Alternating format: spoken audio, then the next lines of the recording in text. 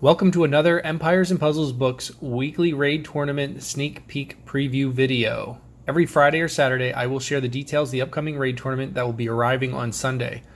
I also discuss the details of the team and strategy that I'll use for my tournament defense and go over the teams that won the last time we had this event. If you're interested in knowing each week what the tournament will be, please subscribe to the channel. This week, we're going to be facing a 3-star rush tournament without any ice heroes. We had a similar event just a few weeks ago. It was a 3-star rush without Holy, so it'll be very similar to that event. As this event is a rush tournament, that means all mana speeds are set to very fast. This is an ideal time to seriously consider our slow and average mana speed heroes, as they're going to come to life in a huge way.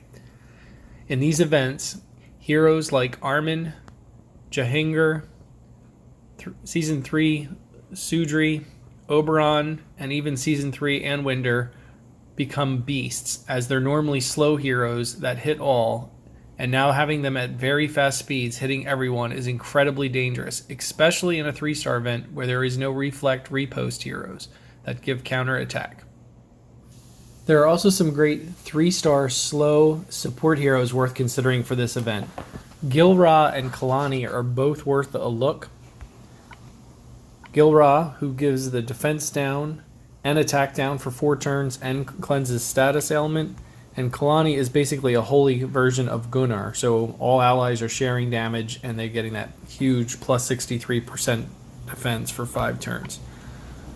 As there are no ice heroes in this event, fire is going to be huge. Fire will be strong, and that's where we're going to see our tanks coming from. And the master tank for fire hero is Bonchan. Average speed, now he's very fast. He deals 105% damage to everybody, reduces their mana by 20%, and all allies get a 24% mana generation increase. He is huge. In fact, we've had this tournament twice, and both times he was on 3 of the top 5 teams as tank. There are a ton of great average mana heroes worth considering. In fact, almost half of the 3-star heroes are average mana, which gives a huge variety to choose from. For attacking purposes this week, and possibly for defense, it's worth checking out Fire Hero Idun. In fact, I think she'd be a nice complement to Botchin. Brienne, with or without the costume. The costume gives you that increasing defense down, which is huge. And then the Dark Heroes, Bjorn, Chochin, and Guardian Bat. Chochin's really nice too because he disrupts the mana generation of the enemy. Guardian Bat hits really hard and increases how hard he hits if they start losing heroes. So all worth considering for this. And looking at 3-star healers, there's only one that's ice. That's the new Frosty hero, so we can't use him this week since there is no ice. But we will see plenty of other healers running around. Hawkmoon, with her attack up on the costume side, is always a possibility. And then there are 6 nature heroes that give healing. My preferences are the ones that you see here. Belith, with or without the costume. My personal favorite and the one that I like to use is Biof. Gravelly does that huge overclocking of health, which can be really beneficial. And then Shrubbear is an awesome tank or even support hero for this event on flank. When I was deciding on a green that I would use for potential tank, I went with Biof over Shrubbear, and I'm just not going to emblem Shrubbear at this point. But the taunt that he has and the healing that he does, he's a great hero, and we'll probably see plenty of him this week. Now let's talk about the fact that there are no ice heroes allowed in this event. This immediately makes it clear that no element is strong against fire, which means using fire heroes seems like a terrific idea, and it is. But keep in mind the other side of the no ice coin is that on attack, nature tile damage will not be strong against anyone, so we might want to be cautious about using nature heroes on attack. As always, I consider any hero that gives enemy defense down. For this event, we might be looking at Gil-Ra, who does an incredible amount of defense down to everyone. Brienne Costume, who has the 2nd strongest defense down of any hero. Only one who has stronger is Athena. She has that. They both have an increasing defense down that can increase to negative 65% defense. Ishtak Costume, I really like him. He hits 3 and gives negative 44% defense down to 3 heroes.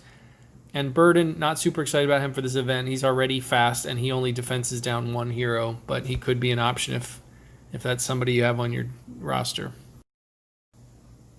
As always, I also recommend looking at any hero that disrupts the mana generation or the mana of the enemy.